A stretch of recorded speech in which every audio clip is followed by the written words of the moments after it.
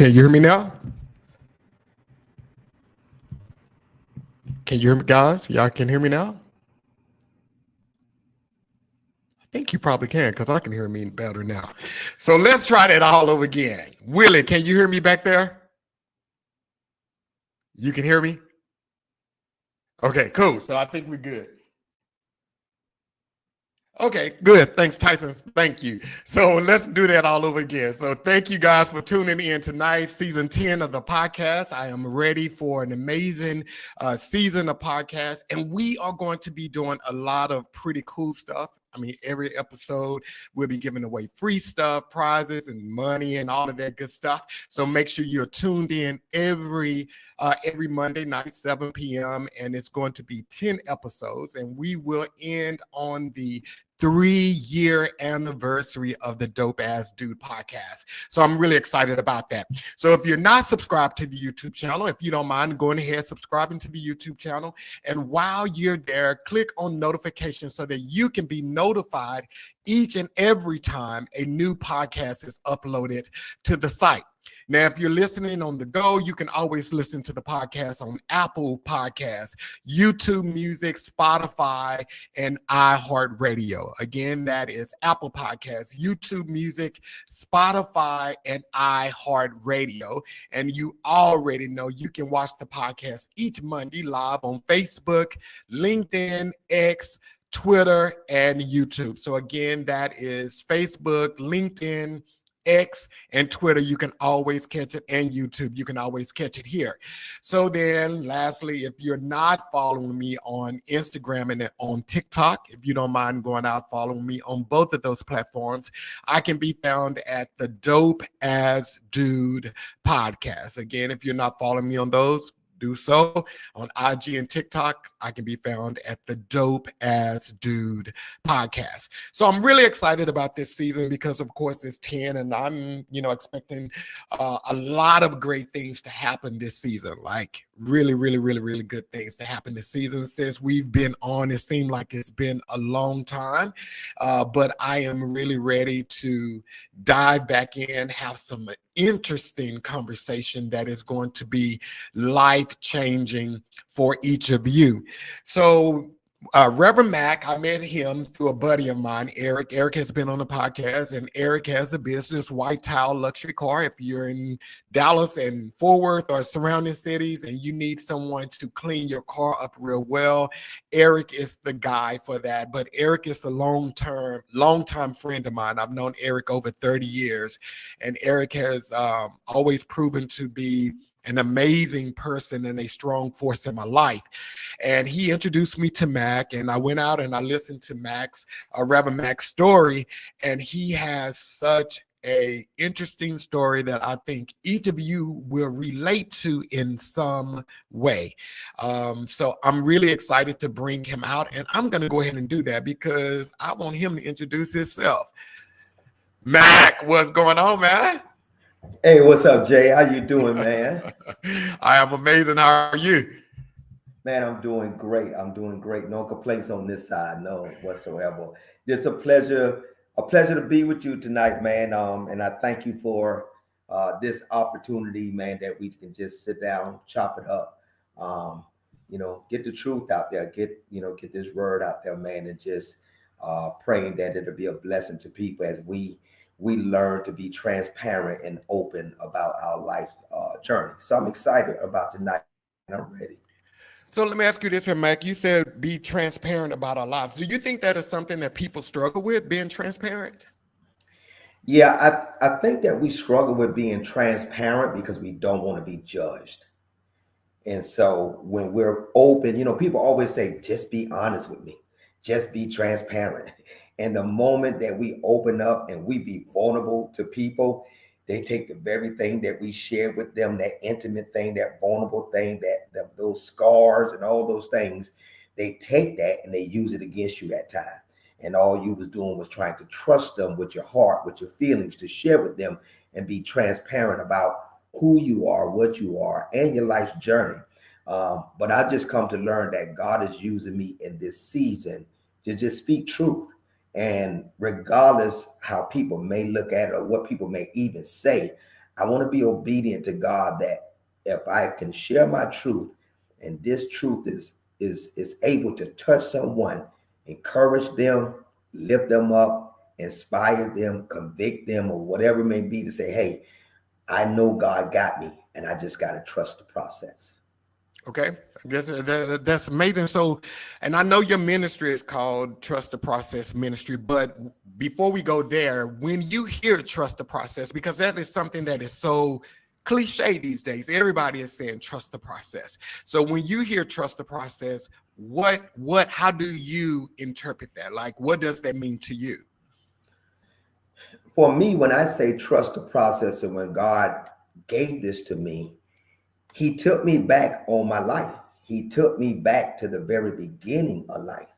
And when I look at the beginning of my life and how it started, and everything that I went through and everything that I've been through, and to where I'm at today, the only way that I have gotten from point A to point B is I had to trust God. And so trust the process is just not trusting the process, is trusting the one who is processing. And that is God, because he is ultimately in control of each and every last one of our lives. And whatever God has already ordained for us to do, it's going to take place, whether we go voluntarily or he has to drag us, right? It's a destiny for all of us, and we've already been ordained to do it.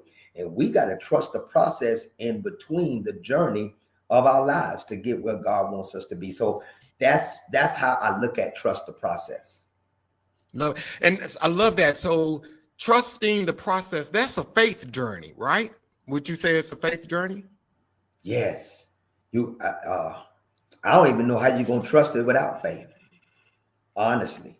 And this life that we live, man, life is hard.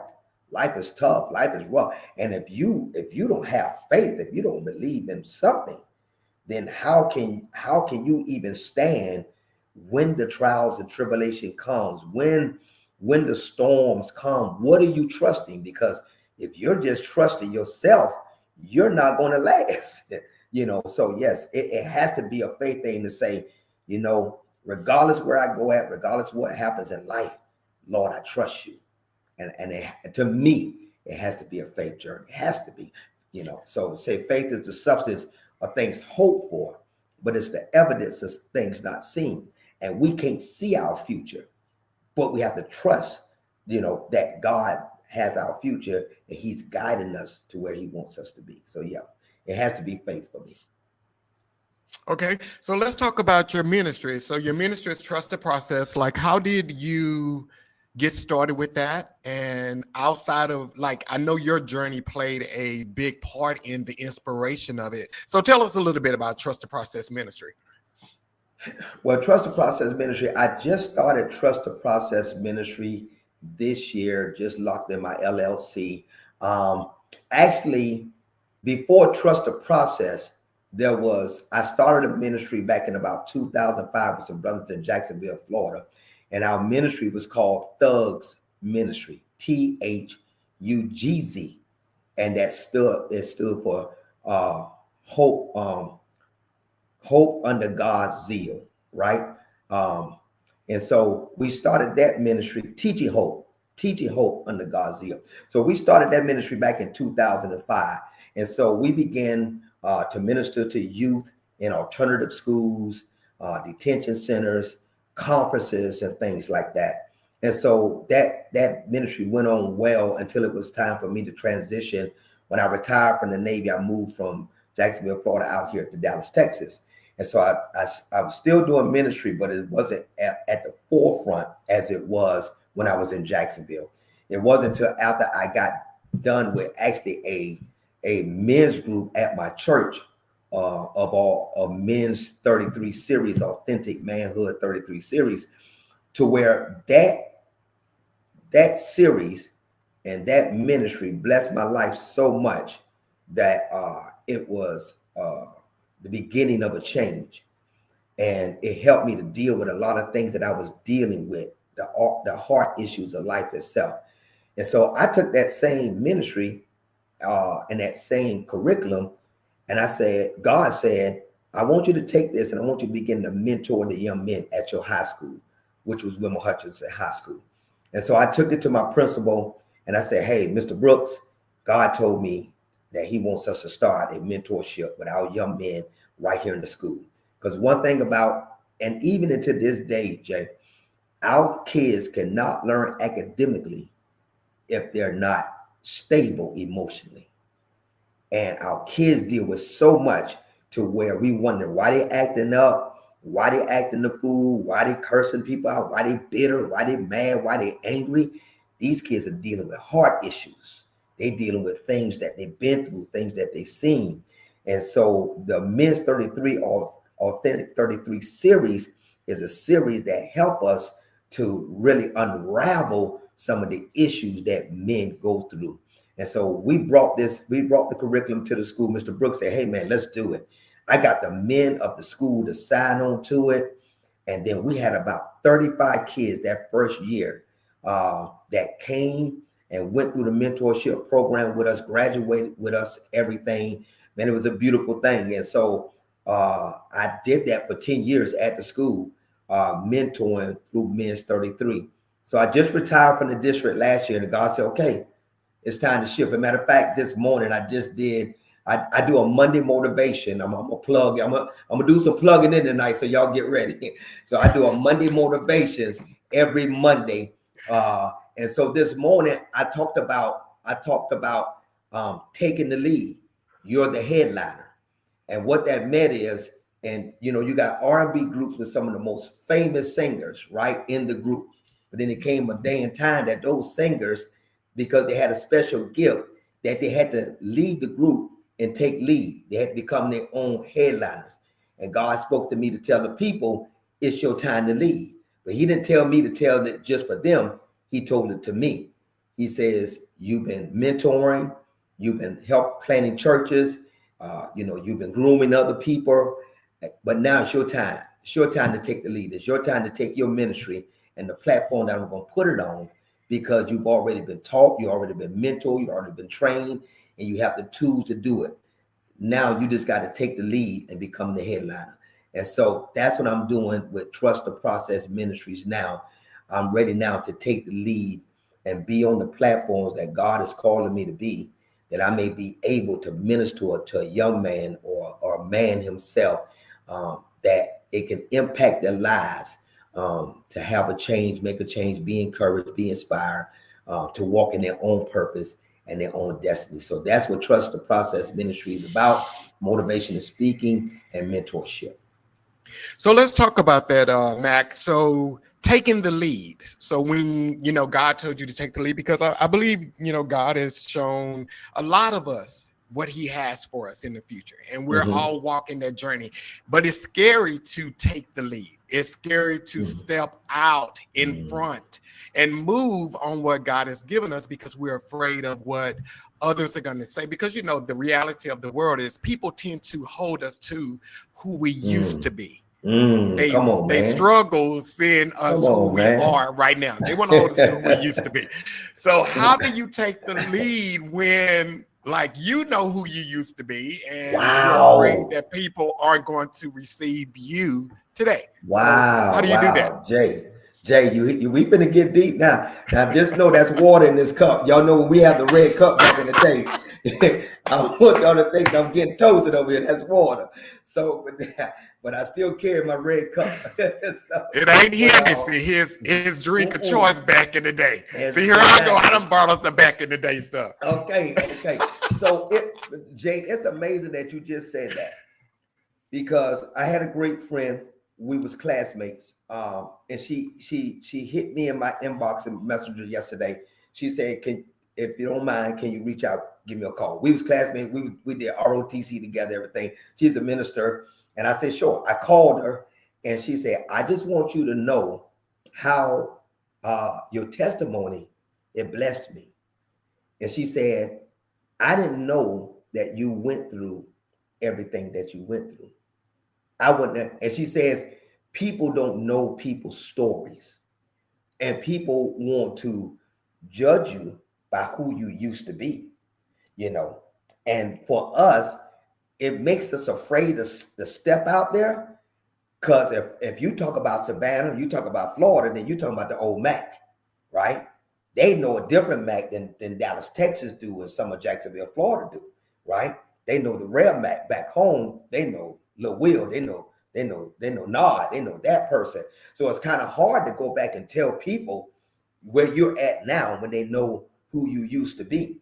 But what I've come to learn is you had a title that said it's in my DNA. And what that really means, in my DNA, means it does not apply to me anymore. The person I used to be, I'm not that person anymore. Am I perfect? Not by far. Am I where I need to be? Probably not at all. But I'm sure not where I used to be. And when you can look in the mirror and you can begin to love yourself and understand who God made you and how he made you, and say, regardless of what people may think, regardless of what people may say, I'd rather get in trouble or have them say something than get in trouble with God when he's told me to do something. And so that I think now what we have to do is stop worrying about what people say and how people think, and just follow your passion. Because if you follow your passion is your purpose. And 9 times out of 10, your passion is your purpose, is what you've been called to do. If you love something, that's what you're supposed to be walking in. That's your purpose. And so I tell people now, don't worry about people. Step out and trust God. Let him be the one to tell you, this is what I've called you to do. And the thing is, you don't know who you blessing. We haven't talked to each other. My classmate, that's been over 30 years that we've even talked to each other. But that brought her to say, I needed to hear that. Thank you for sharing that. And that's what it's about. That's why these podcasts are so important. That's why these YouTube channels are so important, because now God gives us a platform, Jay, that we can reach more people than the early church ever did by technology. And I don't not tell technology. Now, I do believe in going and being inside the church and edifying yourself and assembling of the saints and everything. But this technology can help so many people around the city, the nation, and even the world. So it's a great thing that we have, podcasts and sessions like this. And that's why I salute you, brother, for doing it and not giving up, because it can get tough. You wondering who listening. Are they paying attention? Am I just wasting my time? And I come to tell you, don't worry about the numbers. It's the impact that God wants to see. And if you can impact one person, then you've done what God has told you to do. And he said, good and faithful servant. You've been faithful over a few things. And so, so just keep doing what you're doing, man. But I say for anybody that has a ministry, that has a platform, don't worry about the people. Trust God. And everything for me, Jay, goes back to trust the process. It's one day I may sit in a room with one person, but I believe if God wants me to sit in a room with 1,000 people, then he'll do that. But I'll talk to that one person the same way I'll talk to the 1,000, because it's all for the glory of God. So trust it. Trust the process. I love that. And I know that there are so many people that have some extraordinary things inside of them, but they are so afraid of what people are going to say, and which prevents them from stepping out. I mean, it could be a business. Some of these people that's going to watch this, they have a business idea and they're hanging around with somebody who tried to start a business before and they failed at it. And they're planting that doubt in their heads and so forth. But like you said, sometimes you just have to step out. It's trusting the process. It's having faith in God that what he has given you, he's going to bring it to pass. But you have to believe that, and you have to not only believe and trust God, but you have to also trust you and what he's put inside of you. You're already equipped to do it. And a lot of us, we don't think that, but you already got it.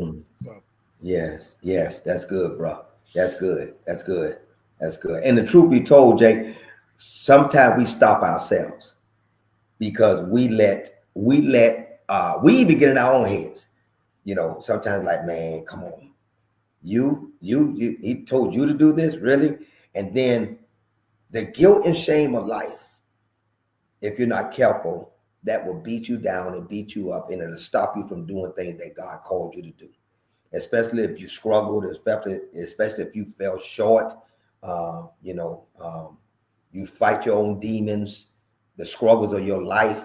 And so what the enemy does, and he gets in one ear and tells you, God not talking to you. God don't want to use you. You filthy, you raggedy, right? But the truth be told, look through the Bible and look at everybody that God used. All of them had something that they struggled with, something that they dealt with. But just as God told Paul, when Paul said, Lord, this thorn that you got in my flesh, would you please take it out? Because he struggled with it. And Paul wrote the New Testament, but he had something that he struggled with, and he asked God to take it out. And God told Paul, he said, Paul, my grace is sufficient. And in your weakness, it comes my strength. And that's what I rest on now in the weakest moments of my life, in my own weakness. And that's not, let me say this, that's not to use an excuse, right? To just do what you want to do, to know you have a struggle, not try to work on it or make the excuse, well, it's just who I am.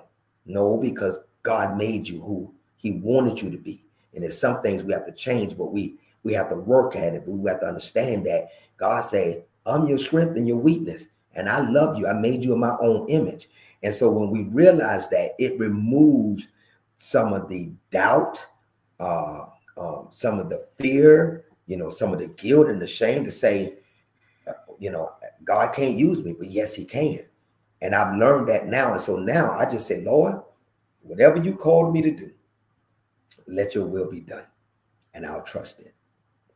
And Mac, I think this here is like what we've been through. It makes us more empathetic to others who are going through it.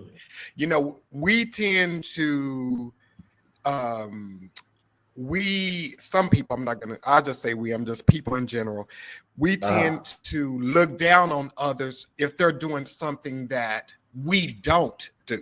It's like, oh, we're better. I don't do that. I don't smoke weed. So we feel so self-righteous. But there is something that you do. And when you finally reach this place where God is really using you and you take into consideration where you've been, what you've done, your own issues, it makes you less judgmental to other people. It makes you more relatable to other people. You can talk to them and encourage them because you're not coming to them from, oh, you need to do right or you need to do this. You're coming to them from, I understand where you are. I just took off those shoes that you are wearing.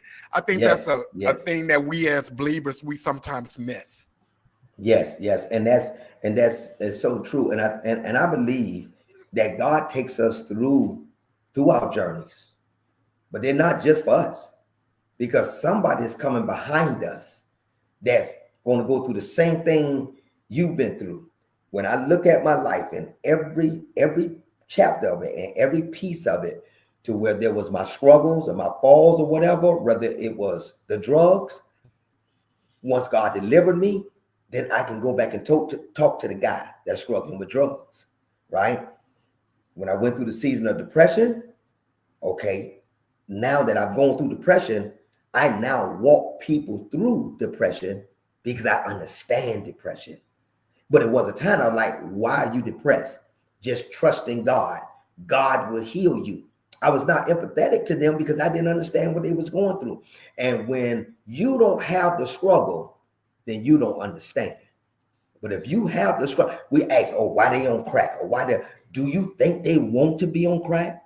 Do you think they want to be a drunk? Do you think they want to be a sexaholic? Do you think people really just wake up wanting to be these things?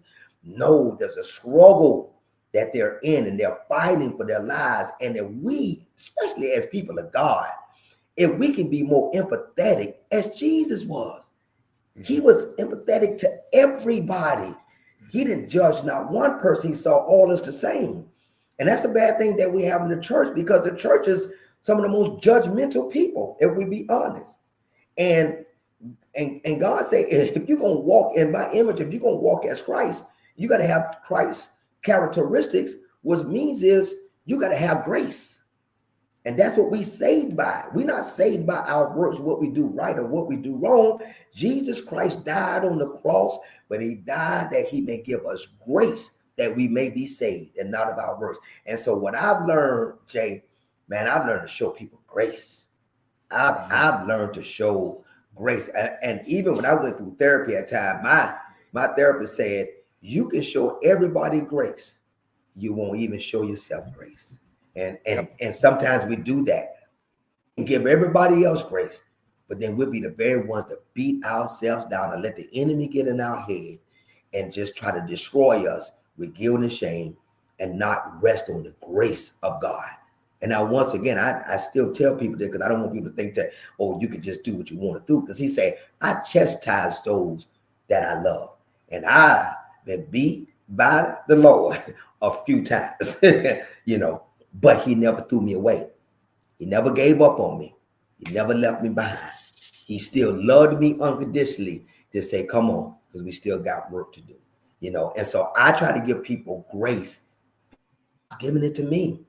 I don't deserve it. I don't deserve the grace that God gives me. And so why wouldn't I take that same grace and give it to people? Because that's what we all need. I believe if we did that, then we all would be in a better place. We all can live better together if we show each other grace, show each other love. So yeah, I agree with you, bro. Yeah. So Mac, and I mean, you're here, and I purposely started with trust the process because I wanted people to see where you are now. But let's talk a little bit about your story, because when I watched your video, and I know I think you purchased your first home at the age of 32, and after you purchased your first home and everything, you were still doing your thing. Your house was the party house. So I was wilding. Yes, sir. You was wilding out. Yeah. So let's talk about that, because I think when people see you today, it is hard for them to imagine this empathy that you're talking about. Like, where did that come from? Because you and you used to drink, and I think when God spoke to you one time, you had a glass of Hennessy in your hand. A glass of Hennessy in my hand. Yeah, definitely. So let's talk about that.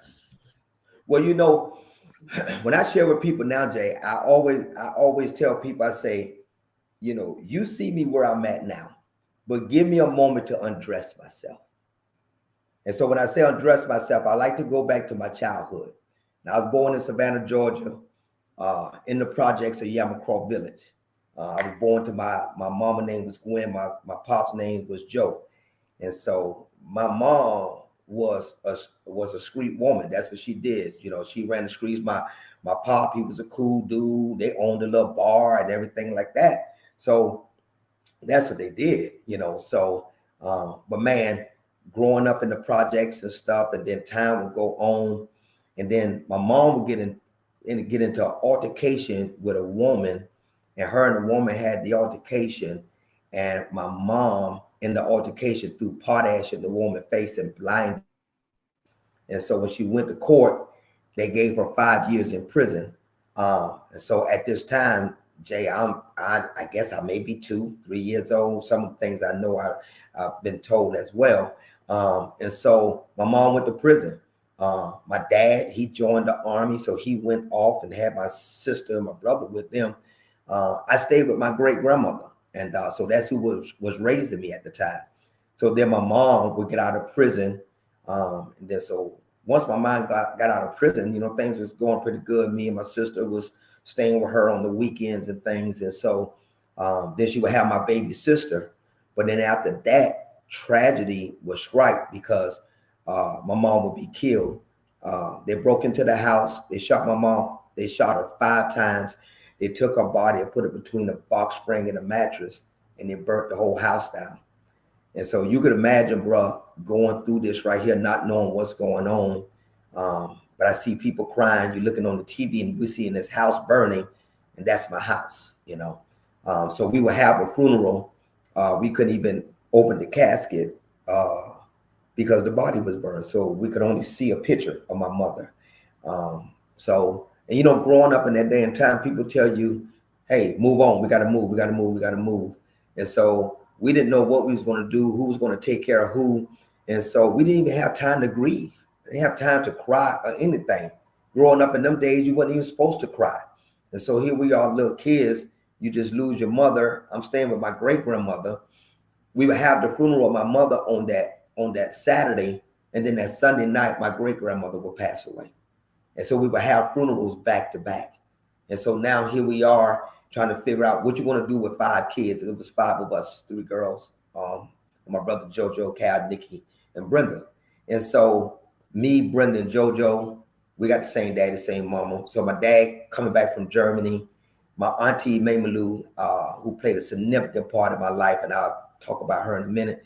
So Cal and Nick will go with her, and my dad said, hey, do y'all want to go with me? I said, yeah. So I thinking that I'm going back over to Germany with him, but he has to go back unaccompanied by himself. So we're staying with my stepmother, who I don't know. All I know is as time went on, I understand that this lady was a very mean, nasty woman, because she would physically beat us for no reason at all, right? I'm talking about whippings, for nothing, So, but I come to realize now the trauma of her life, she didn't have kids. And so she was bitter and resentment towards kids. And so we would just get beatings for no reason. And man, that went on for a while. But then my Uncle Bubba, who I call my pops to this day, and then who I call my mama to this day, they came to visit us. They found out where we were, came to visit us. And he asked us, hey, do you want to, come with us, to a party? We was like, yeah. So go to my little cousin party. He asked us how we doing. I spill the beans. I tell everything. Hey, we getting beatings for no reason at all. Whippings. I'm snitching. And so he says, I'm coming to get my sister kids. And so they would have a battle in court, but they were finally awarded to have us, And so now I'm staying with my uncle, and I'm staying with my aunt, who I call my mom and pop. My sisters are staying with Auntie Maymalu. And so, but for me, life is a straddle, right? I straddled the fence all my life. And so now, because the DNA, as we talked about earlier, my DNA, my mama was in the streets. My daddy was a hustler, And so I gravitated to the streets. Now, Auntie Maymalu was the church woman in the family.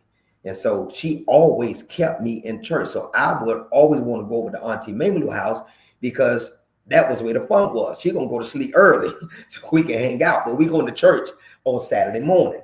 So we'll go over there on the weekends, hang out on the west side of Savannah. But every Sunday we're in church. Friday nights we going to quartets and all that. So here it is.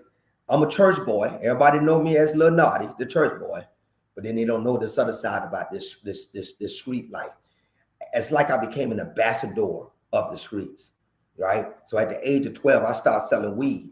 And so I would move from weed, and I met my best friend, T.Y., in high school. We met in the church parking lot playing football. Me and T.Y. become close, and we're in high school, but down me and T.Y., we begin to have weed and cocaine. And so now here we are, we selling weed and cocaine, and we doing our thing, but I'm straddling the fence. I'm still in school. I'm in ROTC, doing my thing, playing football, everything. But then on the other side, I'm in the street life. This is what I want. This is my DNA. And so we would do that, and we would graduate from high school. And so me and Y, we making money. We doing our thing. This street life is good for us. And so, but it came a night when me and Y told each other, whatever we do, man, we'll never smoke crack cocaine. We'll never do it. We can smoke weed, we can sniff cane, we can do all that, but we'll never smoke crack. I said, bet, we good. Well, one night I'll be over to my sister's house. We sitting there at the table. We got weed, we got cocaine. And this female, she pulls out a rock out of her pocket, out of her pocketbook. And so she asked me, she said, no, do you want to hit this? And I'm like, no, I'm good. So, she hit the rock, and they pass it around. Some people call it rock, some people call it crack, right? And so when it comes back around the second time, she asked me again, no, you sure don't hit this? I'm trying to impress her because she old and fine, right? So I'm trying to impress her. So I say, yeah, let me hit it, right? And so I hit the rock, bro. And for the first time, I hit crack cocaine.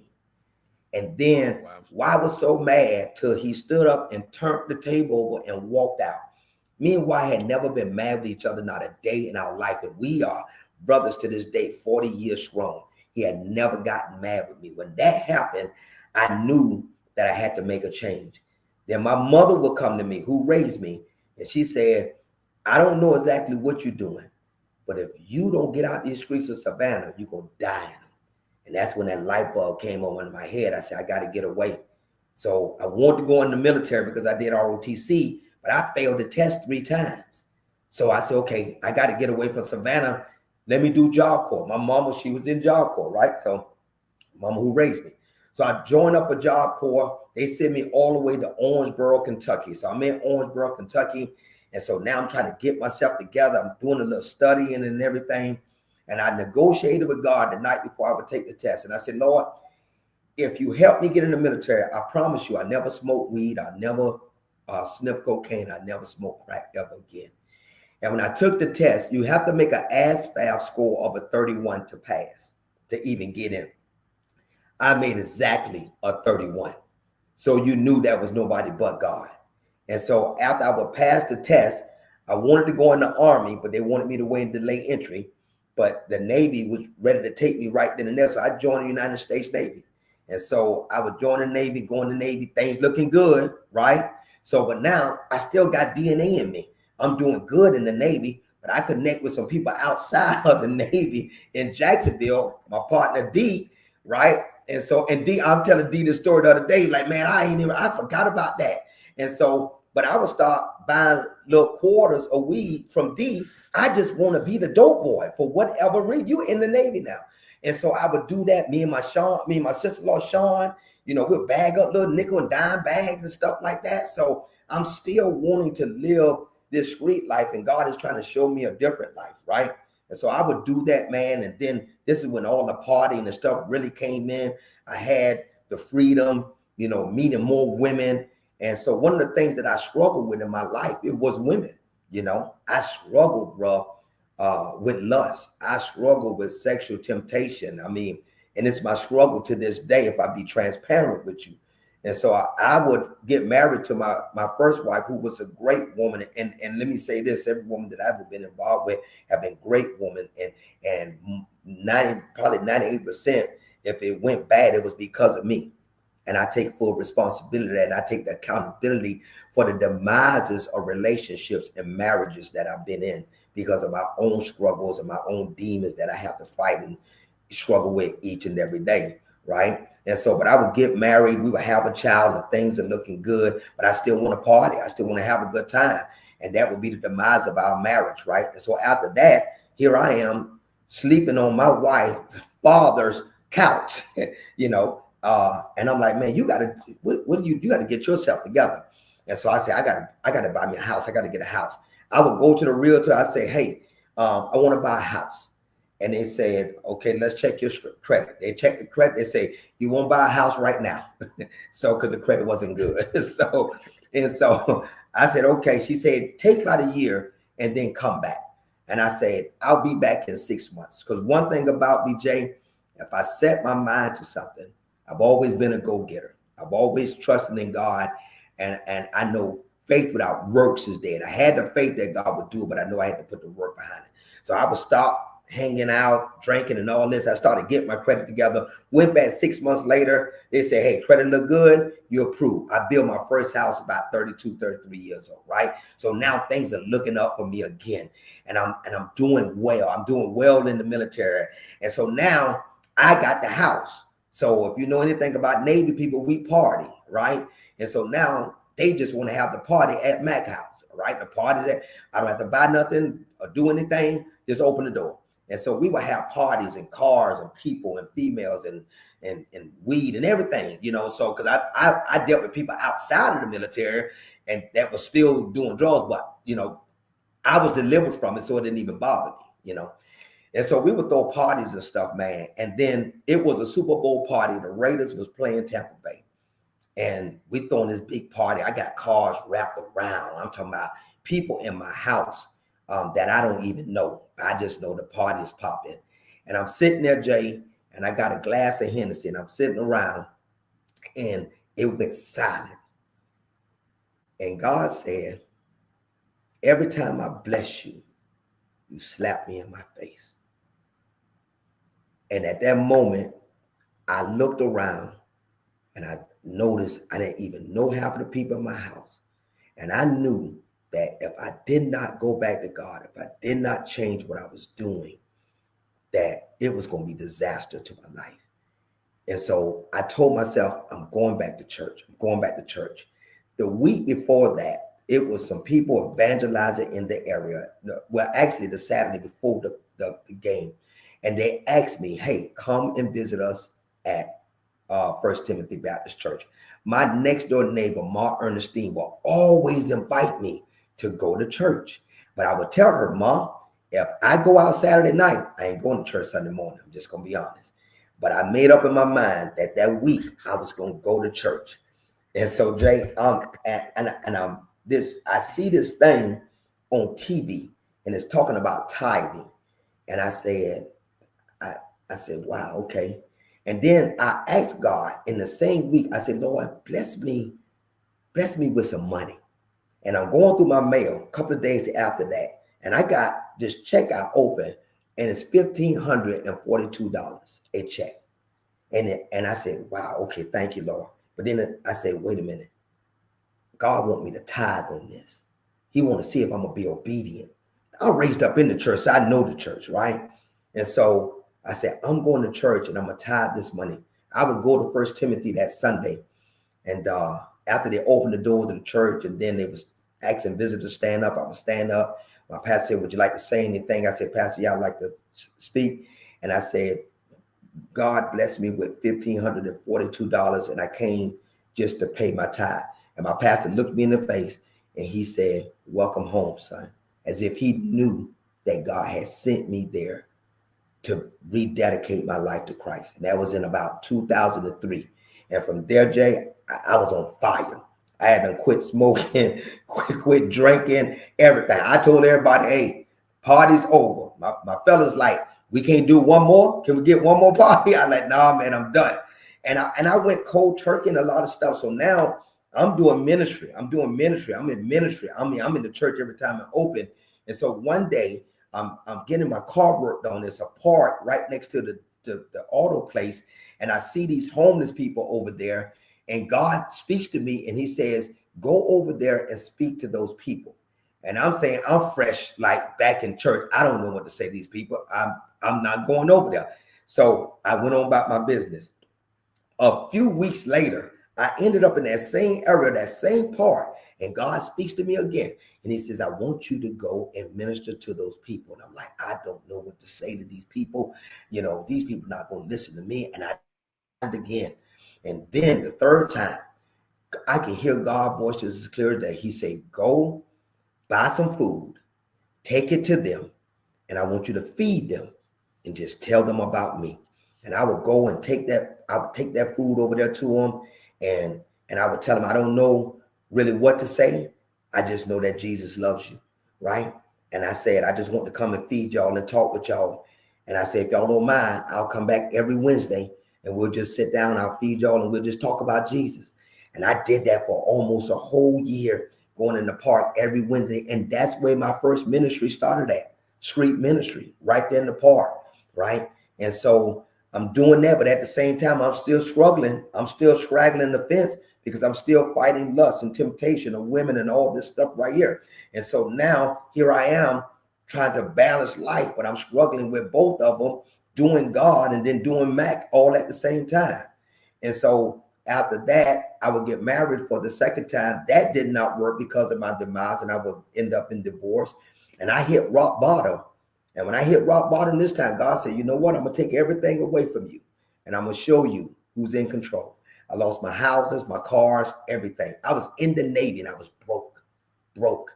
And my pastor sat me down, everything. I wasn't able to preach or anything. And I thank him to this day. He sat me down, but he did not throw me away. And he will minister to me and help me and everything. And so I will go on that. I'm getting ready to retire. And so now I got to find something to do. ROTC is what I always wanted to teach. So I called out here to Dallas, Texas. I called to the naval science instructor. I said, hey, you got my resume? He said, I got it, but I want you to come do an interview. Like I was right around the corner. So now I got to hustle up some money to try to get out to Dallas. So I hustle up money. I get out here to Dallas. I land. I don't have money to go from the hotel. From the airport to the hotel. The taxi driver pulls up. African dude say, hey, this is my last shift. Don't even worry about paying. That's God. I get there. My boss man, he comes pick me up. We begin to talk and we sharing our lives and understand that it's similar. And I do the interview with them before I can even get back on the plane to come back to Jacksonville, Florida. He calls me and says, my wife told me I'll know you when I see you, and you the person I want to come work for me. And he hired me on the spot. And so now I got to get from Jacksonville to Dallas. And so my church would take up money as I preached my last sermon there. I'm here. I moved out here to Dallas on a wing of prayer. No family, no friends, or nothing. But when I told my pastor, he said, Matt, if you be obedient to what God is telling you to do, he's going to bless you the same way that he blessed Abraham. And he said, he told Abraham to go to a foreign land to where there's no one you know, no family, no friends. But if you be obedient, I'm going to make you out of a great nation. And he said, so just be obedient to God. And I would step out on faith and move out here to Dallas, Texas. And then things would begin to look up for me. My job began to look good. I would go to Concord Church to visit. And I was visiting, but I was going to visit other churches. I know T.D. Jakes out here. I know Dr. Evans out here. I know Freddie Haynes out here. I said, I'm going to all the heavy hitters, right? I never left Concord. And then I said, Lord, if this is where I'm supposed to be, then let me know. And sure enough, that Sunday, I was walking the doors, and the anointing and the Holy Spirit was so heavy, tears began to roll down my face. And I never forget Gay Arbuckle singing a song that was ministering to me the whole time I was struggling. And I knew that's where I was supposed to be. And so from there, I would do ministry at Concord. Things would begin to look good for me, but I would still struggle with the lust and the temptation of life. And then I would get married again. But because of my own demise and my own struggles, that marriage will fail because of me. Because of me. I take full responsibility for it. And so then I realized you need therapy. And I tell Black people to this day, because we feel that we're supposed to keep everything in us.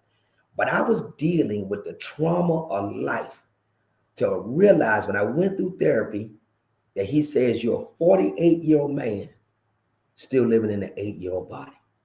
That young boy has never healed from the death of his mother.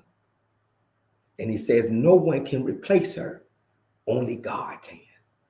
And that's when I began to work on myself to say, I cannot look for my mother in women, that I got to look for God to heal and close those wounds. But then I got to be the man that God calls me, not to hurt people because of my own hurt. And that's what I'm learning now.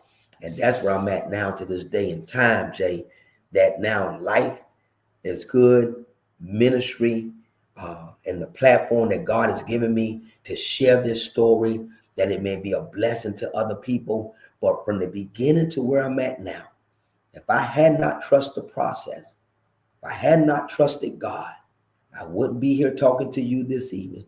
I wouldn't be the man that God called me to be. I would have been the stats that the whole world says I should have been. But by the grace of God, the love of God, and the calling on my life, I am who I am. And so now I stand boldly on that, to be the light that shines in darkness, to work on myself to become a better me. My sister would tell me, don't let your good deeds be evil spoken of. And so those are the things that I work on now to make sure that what people see on the outside is the same character that's on the inside. And honestly, some days I win, some days I lose. But the thing is, I won't stop fighting. I'm going to trust the process. And that's my story. So let me ask you this here, Max. So, and I love how you said that your pastor sat you down, but he didn't throw you away. Mm-hmm. In the world today, a lot of people feel thrown away by the church. Mm-hmm. They feel thrown away because they look different. And I'm not talking physical look different. I'm talking about Mm-hmm. maybe they're dealing with different things that maybe the church don't find acceptable. It could be anything. I'm not talking about one particular thing. And they feel thrown away. So it's like, how do you feel your life would have been if your pastor not only sat you down, but made you feel thrown away? Oh, that's a good question, Jay. If my pastor would have turned his back on me, I would have went back to the streets. Because the church did. It was some people in the church that turned their backs on me. It was some people said, yeah, he don't need to be preaching. He don't need to be this. I'm talking about, I would see the looks, how some people would look at me. But in the same instance, you were the same person a year ago saying you love me. Thank you for the word that you just preached, right? So if it had not been for my pastor keeping his hand on me and not throwing me away, honestly, I'd have said, the hell with y'all. Okay, we good. I'm gonna go back to where people who love me, people who I thought loved me. Let's put that in perspective, because we think the streets love us. The devil don't love nothing about you. The devil loves to tempt you. The devil loves to make you an accuser. The devil wants you to think that is better on his side, But then when you're fighting against people who's supposed to encourage you and lift you up, what do you do? And I'm glad you say that, Jay, because that's a problem in the church today. You have people who look at people who walk through the doors of church, and I keep it 100. Some may be lesbian, some may be gay, some may be dope boys, some may be street girls, strippers, whatever it may be. And because they don't look like you, they don't dress like you, they don't have the theology and the terminology of scripture and churchiness, we look down on those people. And those are the very people that needs to be helped. That's what God called the church for. It is the hospital to help those that are in need. So who are we to look at people different because God saved us by grace? And the truth be told, if God was to unveil each and every last one of us in the church would be just like COVID again, empty. Because we all fall short. We all have problems. And we as a church, we welcome people and we accept people for who they are. And we let God change them. That's not our responsibility. But we're supposed to open the door and love them. That's what God said. Love them. And so, yeah, that's something that the church definitely has to work on. And I would say about my church, Concord, I think we're doing a great job in that. I see young people coming back to church. I see all different type of people. And I'm just being real. I see gay, I see lesbian, I see Hispanic, I see black, but they're coming back. They say this is the most unchurched generation that we're living in today, that young people are giving up on church. But I see them coming back. I see them in the sanctuary, and we're accepting them just like they are. Once they get in, we'll begin to work on them, but you can't change something overnight they've been doing all their life. You just welcome them and let the word of God work on them. And that's what we're trying to do at Concord. That's what my pastor, Pastor Brian L. Carter, senior pastor, that's his focus, that's his vision, is the generation that's coming to take our place that we've been passed the throne, the torch to them. So, yeah. I love that. Mac, I'm about to get you back on, man. We almost at an hour already. I know, man. I know, man. I would love to, man. I thank you for the opportunity. I was like, man, it's time. I had to kind of cut the testimony a little short because I want to be obedient to the time. But I just prayed that. Man, you so church. I want to be obedient to the time. I'm not going to give my 30-minute testimony tonight. I'm going to cut it down to 3 minutes. Right. Yeah. See, I didn't even start with giving the honor to the pastor in the church, and I had to get right into it. Yeah. And like you said, because we used to doing church. I've been doing church for a long time, but I've also learned now, and I want to share this with people. I don't follow religion. Religion is man-made. I follow a relationship with Christ, and if we the people will build our relationship on Christ and the Word of God, and be obedient to that, then we're going to be a blessing and a light for this world to see.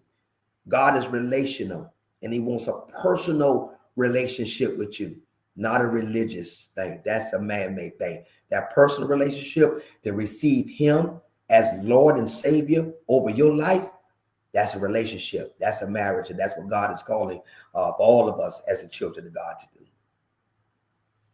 Wow. So guys, Mac's information is going down across the screen at the bottom. So if you want to follow him on Instagram, you can follow him at MacArthur Willie. And on Facebook, he is Willie McArthur. So again, on IG, you can follow him at MacArthur Willie. And on Facebook, you can follow him at Willie McArthur. And he's also on TikTok. And I want to say, is Willie McArthur, is it? Yes. On TikTok, yes. On yeah, TikTok, I gotta get on this TikTok thing too. I'm getting on it. And if you want to contact him, you can always email him at willie_author@yahoo.com. Again, that's willie_author@yahoo.com. So really, okay. I'm sorry, right quick. That's Willie_ MacArthur, MacArthur. Okay. Yeah, just an MC on there. So sorry about that. That's fine, bro. That's fine. That's fine. If y'all send it to that author, he gonna be like, "What you talking about?" he might be an atheist. I don't know. So again, let's correct that. Yeah, let's correct that. So it is Willie_MacArthur. I emphasize the MacArthur @yahoo.com. So again, Willie_MacArthur @yahoo.com. So you can go out, follow him there. And while you're there, go ahead and click on that like on whatever platform you're on. Click on that like so that this can be shared with others just like you. And just remember, next Monday, I'll be back with a new guest next Monday, 7 p.m. on all the same platforms. And like I told you, starting next week, we're going to be giving away some prizes and everything because this is leading up to the 3rd anniversary of the podcast. So I'm really excited about that. And Mac, before we get out of here tonight, what's a final word you want to give to everyone? If I can give you guys a final word, I would say trust your journey. Everything that you've seen, everything that you've been through has not been a mistake. It's not something that caught God by surprise. Any mistakes you made, any struggles that you have, God already knows because he the one that made you. And so I would say to you, take your cares, take your worries, take your struggles, take your ambition, take your purpose, take your passion, take it all to God and have a relationship with him. And ask God, Lord, what am I supposed to be doing in this season of my life? If I can leave you with one word, and I follow this word this year of 2025, be intentional. Be intentional about your life. I had a good friend tell me, he said, God has the stopwatch of our life in his hand. And the day gonna come, he's gonna hit the button. And our life is going to be over and we're going to transition from this side to the other side. But if you only had 2 weeks to live and you knew this, what would you do with your life in the 2 weeks? How intentional you will be. And family, truth be told, we don't know the day or the time. So we must take every day that we have to be intentional about doing the work of God, the will of God, and living the best life that God has already promised us. He said, I come to give you life and give it to you more abundantly. Live in the abundance of God. Man, look, I'm Rev Mac. I love you guys. That's what's up. So, guys, we will see you next Monday, 7 p.m. Central Standard Time. And until then, go be intentional, live your life, and be the best version of yourself. All right, then, until next week. Peace. Peace.